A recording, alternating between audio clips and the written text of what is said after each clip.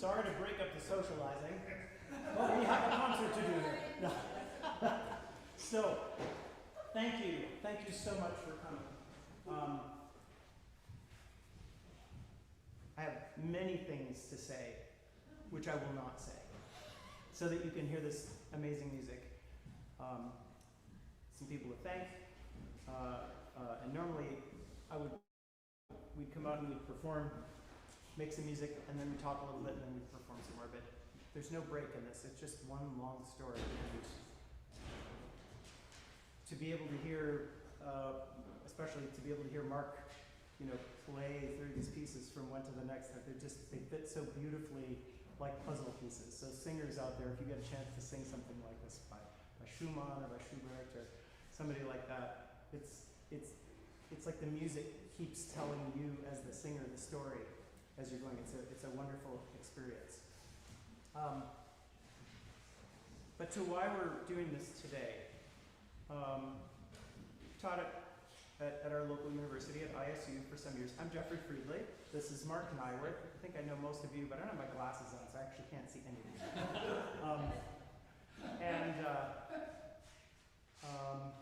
Hi to those who might be joining us on the live stream. Lots of family and friends across the country who we were emailing today. Issues of mental health are very much present in our society today. And I've been noticing signs around town with the slogan, "Please Stay," which is a part of a campaign to encourage people not to hurt themselves when they're down and out. And so one of all of our choirs are going to be performing a piece by Jake Runestad at the ISU Choral Invitational in about a week with that same title and with that same message. And so thinking about mental health and thinking about what it means to keep going, to keep living, even with adverse conditions. I want to invite you into a consideration of those kinds of issues as we listen to this song cycle. So we're going to meet in the cycle of poems, and so we might refer to the speaker in the poems or the self, the persona. Let's agree that it's a young man who's in love, probably with a young woman. And over the course of these songs, he expresses the fact that he's fallen head over heels for her, and he professes his love. He tells her he's going to give her all kinds of things that nobody could ever give anyone, like the magic of poetry. The nightingales will sing outside your window if you let me love you, etc. And then he begins to realize that it's not going so well, and I hear music, and wow, she's marrying somebody else. Yeah, ooh, right. It gets very dark, and he expresses anger and rejection and loss, and finally just utter desolation. And then he begins to be able to laugh. He tells a funny story. That's ein Jüngling liebt ein Mädchen, and starts to, rationalize a little bit. And then suddenly in song number 12, he goes for a walk in the garden. And he realizes that the flowers are literally talking to him. And so that's the poetic story. But this is a song cycle, right, with music by Schumann. And Schumann was a pianist. And so at the end of that little walk in the garden, where the flowers actually address the guy, okay, yeah, it's magic, right? It's 19th century magical nature. And then suddenly we get this beautiful postlude that just seems to suggest, and as I've gotten to reacquaint myself with these songs, which I sang a long time ago, once upon a time, And I just thought the whole thing ended with utter desolation and things like that. I really come to think now that right there in that moment, at least for me, consider it, he seems to begin to realize, oh, it's not so bad. I got this pretty garden around me, the sun is shining, and maybe I can see my way through this. So nature, and then also just the power of music, seem to work its magic. And so I recall too, in describing works like this to students in class, there are many poems and novels and plays and operas where at the end of the work, the characters do horrible things to each other and to themselves. You know, okay, Hamlet, right? Macbeth, everybody dies. And song cycles, German song cycles from the first couple of decades of the 19th century, and novella, where we almost see a kind of a glorification of self-harm and even suicide. And that doesn't happen in this song cycle. We move through the last songs, the character is beginning to deal with it. And finally, talks a little bit about his dreams. This is pre-Freud, but Freud would have loved it, right? And then just says, you know what, I'm going to bury my grief. I'm going to bury my love, because it's over, but I'm going to bury my grief. And you get the sense then, of course, and the music also suggests this, I'll leave you in suspense as to what happens. That there's a kind of apotheosis, and maybe this character gets to move on. I remember professors saying to me in college, describing a character in a short story. I can actually think of the professor and the story, and can't remember the character's name. And the professor looking at us and saying, okay, now, this guy, it's not going to end well for him. Do not associate with this person. Do not identify. This cannot be you. You must not do this. And I remember that thinking, well, that's kind of silly. Why would I do that? But that's what he was saying, exactly the same thing that we're saying to our students today, and to each other. This is a character I think that we maybe could emulate. He's a little daft early on, midway through the cycle, but in the end, he decides to stay. And so I'd like to thank people who helped us put together the congregation of Trinity for allowing us to use this beautiful sun-bathed space. And it is kind of like a garden, isn't it, even though it's inside. Our priest, Haiti, our vestry, the good people at Piano Gallery who helped us, provided us with this piano, and some friends who helped defray expenses. I'd like to thank my collaborator Mark, and then let's just thank Heinrich Heine and Robert Schumann for bringing us this story. So here is Dichterliebe. I'm going to take a drink of water, and then we're going to start.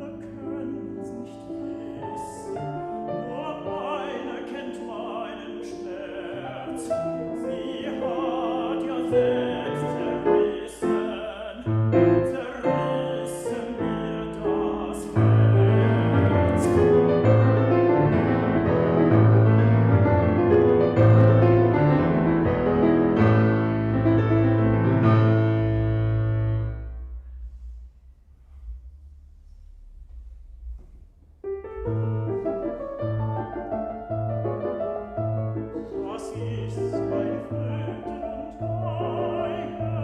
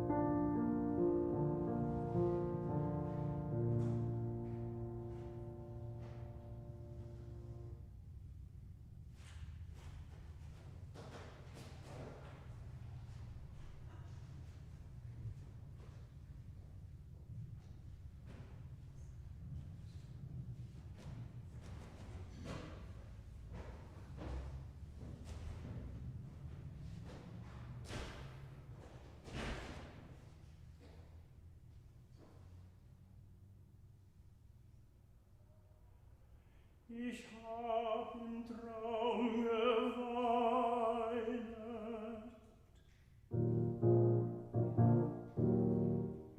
Mir träumte, du lägest im Grab.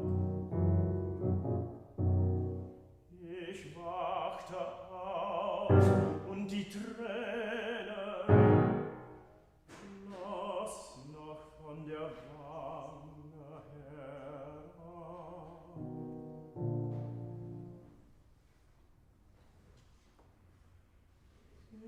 Ich hab im Traum geweinet.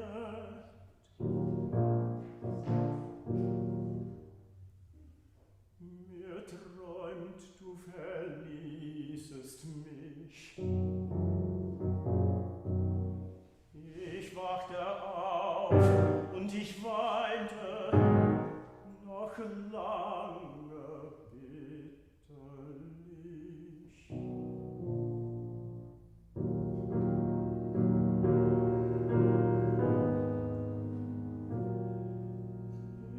Ich hab im Traum geweinet,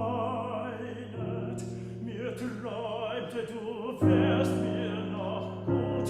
Ich wachte auf und noch immer strömt meine Tränen fort.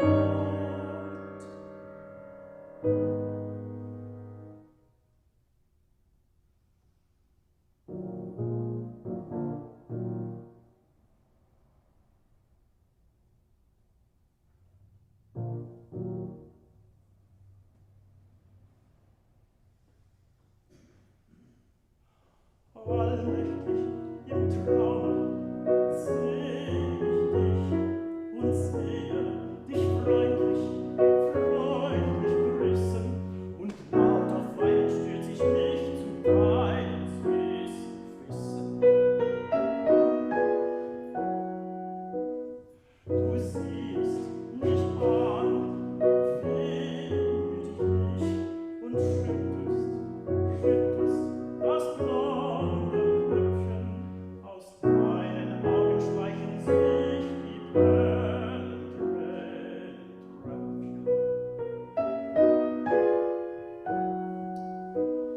Du sagst mir heimlich ein leises Wort und gibst mir den Strauß von Zypressen. Ich wache auf und der Strauß ist fort und sofort hab ich vergessen.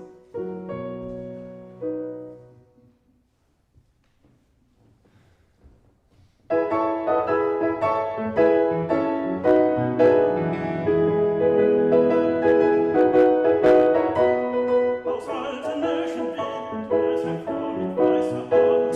Da sieht es und da klingt es von einem Zauberland.